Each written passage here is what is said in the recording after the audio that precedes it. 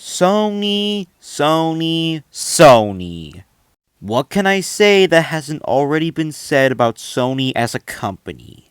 Look, I can go all day about the many questionable decisions they've made over the years, but today I'm going to be talking about a very specific part of the company.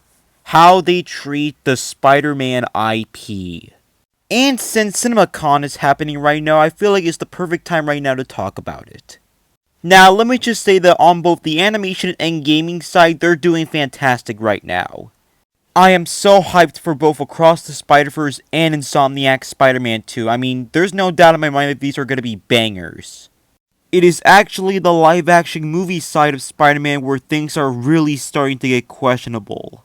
Like I just said, I'm only talking about the live-action movie side. On the live-action TV side, there seems to be some promise. The first movie in our lineup is Kraven the Hunter, scheduled to release in October of this year. And thanks to CinemaCon, we got some new information like the fact that it will be rated R and the fact that the Rhino will be in it. Now, I will say that the fact that this will be rated R does give me a bit of promise, as that means that Sony is finally not trying to be like the MCU and actually trying to be its own thing with their universe. But I don't know, something about this movie just doesn't sit right with me. I don't know what it is, but it just doesn't sit right. The next movie in our lineup is Madam Web, and... okay, I'm not gonna lie, this is the only non-MCU live-action Spider-Man movie that I'm excited for. But sadly, the next movie will be about...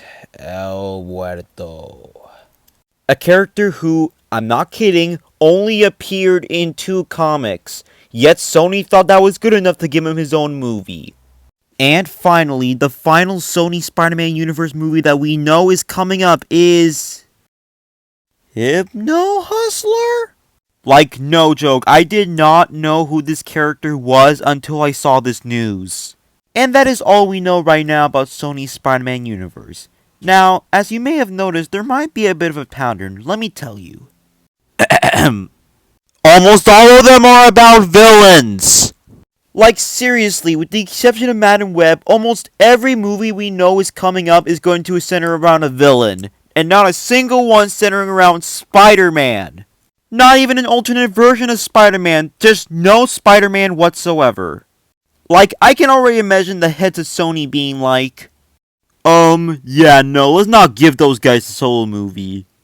Let's give this guy his own solo movie instead, that will clearly make us more money.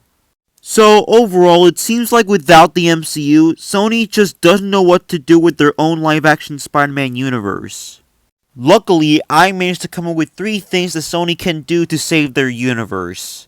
Reason number 1, stop trying to be like the MCU.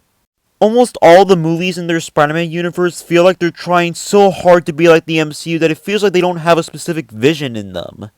But luckily, it seems like Kraven the Hunter is finally going to break this formula by having the R rating. Reason number 2, let the directors have their freedom. This kind of ties back to reason number 1, where they try so hard to be like the MCU that it restricts the directors from doing what they actually want to do. And finally, reason number 3, the most important reason of them all, actually add Spider-Man!